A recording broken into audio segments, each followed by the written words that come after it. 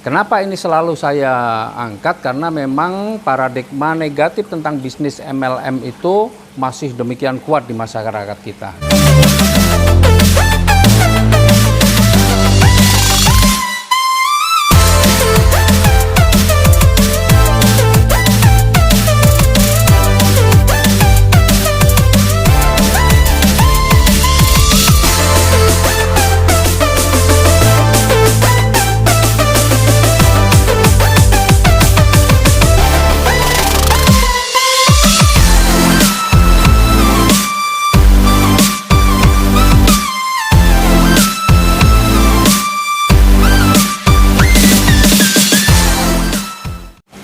Assalamualaikum warahmatullahi wabarakatuh. Masih bersama saya Ahdan Haristiawan, dan kali ini saya akan membedah tentang bisnis multi level marketing, dan kita akan bandingkan dengan bisnis yang lain.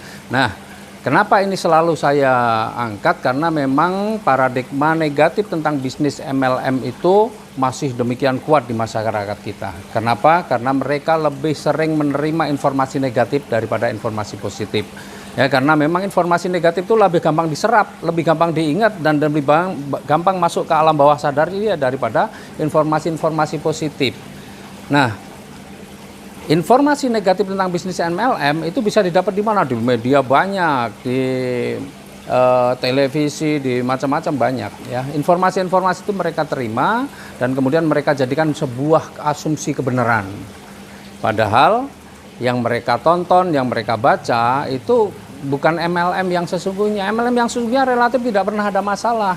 Yang ada masalah itu adalah money game, yang iming-iming investasi, kerjanya santai tapi hasilnya besar, bahkan tidak bekerja. Semakin besar uang yang ditanam, hasilnya juga akan semakin besar. Nah, itu yang berbahaya. Itu bisnis money game. Maka perlu kita mengedukasi masyarakat bahwa di luaran sana banyak sekali yang negatif-negatif itu bukan bisnis MLM, tapi itu bisnis money game. Nah, kalau MLM pada dasarnya adalah bisnis yang benar, dan MLM yang benar itu adalah MLM yang berizin. Karena faktanya bisnis network marketing, bisnis MLM itu tidak hanya di Indonesia, ada di banyak negara, dan itu bisnis yang sah, bisnis yang diakui, bisnis yang resmi. Ya, dan bisnis yang terbukti tidak merugikan masyarakat. Kalau itu terbukti merugikan masyarakat, nggak mungkin keluar izinnya. Ya, bahwa di dalam bisnis itu ada yang sukses, ada yang tidak, itu tergantung bagaimana kita mengerjakannya. Tetapi boleh sekarang kita mau perbandingkan nih kira-kira di bisnis antara bisnis konvensional, bisnis franchise, ya, dan bisnis MLM. Ya. Dan dalam hal ini posisi kita bukan sebagai pabrikannya. Kalau di bisnis konvensional ya bukan pemilik pabriknya, di bisnis franchise-nya kita bukan sebagai franchisornya, tapi sebagai franchisee. Franchisee itu apa? Kalau franchisor itu pemilik franchise-nya, kalau franchisee itu orang yang mengambil franchise-nya. Ya, dan di bisnis industri MLM kita juga bukan sebagai pemilik bisnisnya, tapi kita menjadi pelakunya. Jadi sama-sama kita dalam posisi yang sama, hanya menjadi pelakunya saja. Nah, sekarang kita bandingkan. Ya, untuk bisnis konvensional, kita lihat pertama dari sisi modal dulu. Kalau kita mau bisnis konvensional, mau besar hasilnya, pasti modalnya juga besar. Sesuatu yang modalnya besar, pasti resikonya besar. Karena banyak sekali pelaku-pelaku bisnis konvensional yang ketika mau memulai, karena modalnya besar, nggak cukup modalnya. Maka apa yang dia lakukan? Dia ajukan pinjaman ke bank. Dan ketika itu jadi masalah, maka apa? Masalahnya juga banyak, masalahnya berrentet. Ketika ada masalah, masalahnya bisa bertahun-tahun nih nggak selesai-selesai. Ya, bahkan bisa berakibat yang fatal juga. Ya, di sini modal besar. Kemudian di bisnis franchise juga sama. Franchise juga modalnya besar. Kalau kita pengen yang hasil besar, modalnya pasti besar. Resikonya juga besar. Dan banyak juga pelaku-pelaku franchise yang juga harus pinjam uang untuk memenuhi kebutuhan modal dari usahanya. Nah, kemudian sekarang yang ketika di bisnis MLM modalnya besar apa kecil? Kecil. Bukan nggak perlu modal besar, modalnya cukup kecil. Berarti resikonya bagaimana? Resikonya juga sangat kecil, nggak perlu pinjam uang ke bank kalau hanya untuk menjalankan bisnis MLM. Tetapi bicara potensi rezekinya bagaimana? Potensi rezekinya besar. Modalnya kecil, resikonya kecil, potensi rezekinya besar. Jadi dari sisi modal kita sudah bisa perbandingkan bahwa MLM ini bisnis yang dengan modal yang paling kecil. Ya, kemudian yang kedua, ketika kita berbisnis apapun, biasanya kita juga akan rekrut orang, ya, ngajak orang. Cuma di konvensional kita ngajak orang untuk jadi apa? Jadi karyawan pertama. Ya, nah ketika kita mengajak orang untuk menjadi karyawan, maka tujuannya apa? Tujuannya adalah bagaimana supaya usaha kita ini bisa menjadi besar. Tetapi di bisnis konvensional itu jarang berpikir bahwa bagaimana karyawannya ya, itu kemudian bisa sejahtera. Coba kita lihat banyak sekali bisnis konvensional, wow tokonya besar tapi karyawannya ya gajinya segitu-segitu saja, kehidupannya udah bertahun-tahun bekerja, kehidupannya berubah nggak berubah, begitu-begitu saja, malah hutangnya mungkin yang nambah. Jadi di bisnis konvensional itu kalau bisa mendapatkan karyawan yang qualified tapi gajinya rendah, itu yang terpikirkan di sana. Ya makanya banyak sekali kan kita lihat demo ya di sering ada karyawan buruh itu pada demo minta naik gaji sampai seperti itu. Tapi orang masih tidak ada yang mengatakan bahwa konvensional itu negatif, nggak ada. Padahal karyawan buruh ketika mau bekerja, mau mendapatkan gaji lebih, dia harus pakai berdemo segala macam. Ya, konvensional itu dari sisi ketika rekrut orang, ya itu bukan orientasi awalnya bukan untuk mensejahterakan karyawan, tapi bagaimana membesarkan perusahaannya. Kemudian di franchise juga sama, rekrut karyawan, karena pada dasarnya rekrut karyawan itu orientasinya hampir sama. Tapi di MLM ketika merekrut orang, tujuannya apa? Tujuannya bukan untuk disengsarakan, tapi bagaimana untuk disukseskan. Makanya ada pendampingan, ada dibantu, ada kemudian ada pelatihan-pelatihan, ada training-training untuk kemudian punya kemampuan yang lebih.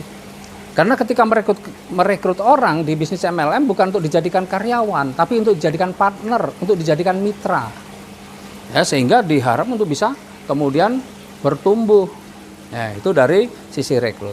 Kemudian kalau masalah kerja, semuanya baik di bisnis konvensional, di franchise maupun di MLM, pada saat memulai semua pasti bekerja keras. Nggak ada yang cuma langsung ongkang-ongkang, nggak ada. Semua pasti kerja keras karena semua beresiko. Ya, meskipun yang MLM paling kecil resikonya. Karena saya di konvensional, saya pernah bangkrut di konvensional, pernah ngalami. Meskipun di balik itu sukses juga ngalami. Di bisnis franchise, bangkrut, wah sudah. Ya, di bisnis bangkrut sudah ngalami. Di MLM bangkrut belum pernah. Ya, meskipun tidak jalan tapi nggak bikin bangkrut gitu loh. Ya, jadi di MLM nggak ada istilah bangkrut. Ya. Nah, artinya kalau bekerja sama-sama semua harus bekerja keras. Cuma bedanya kalau di bisnis konvensional biasanya semakin besar kita tambah sibuk. Ya, seperti saya dulu punya toko dari 1 tambah 2, 3 sampai 7 tambah sibuk. Bukan tambah santai tapi tambah sibuk. Di bisnis franchise juga sama. Ya, semakin besar semakin sibuk kita. Tapi di bisnis MLM semakin besar semakin santai. Ya, semakin besar semakin santai. Kemudian kita kalau mau mengembangkan bisnisnya bagaimana? Kalau di bisnis konvensional kita mau mengembangkan bisnis, kita punya toko di sini, mau punya toko lagi di tempat lain, maka pasti kita perlu modal lagi. Franchise juga sama, sudah mengambil franchise di sini, pengen ngambil franchise lagi tempat lain, maka perlu modal lagi. Tapi di bisnis MLM, pengen mengembangkan di mana-mana, sudah nggak perlu modal. Kita sudah nggak perlu modal lagi untuk bisa mengembangkan bisnis kita kemana-mana. Nah, itu perbedaannya juga.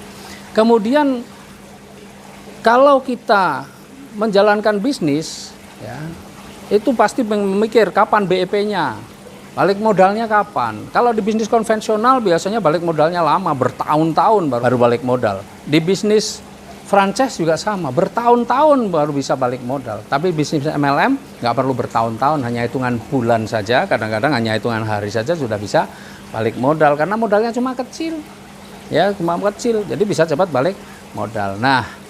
Jadi kalau kita menganalisa nih ya dari bisnis konvensional, bisnis franchise, bisnis MLM, kalau kita mau berbisnis, apalagi modal kita juga nggak besar, cuma pas-pasan saja daripada kita harus berhutang dan sebagainya yang berisiko banyak, ya alangkah baiknya kalau kita memilih yang mana.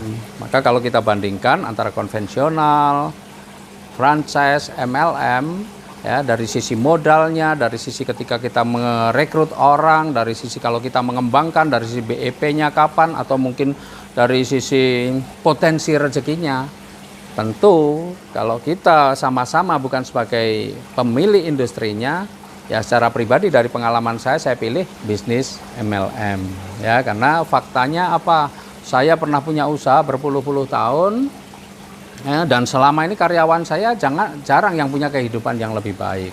Tapi baru di bisnis MLM, ya saya baru masuk tahun ketiga, tetapi di tim saya orang yang punya kehidupan yang lebih baik jauh lebih banyak, yang kemudian bebas hutang, punya motor, punya mobil, punya rumah, luar biasa banyaknya.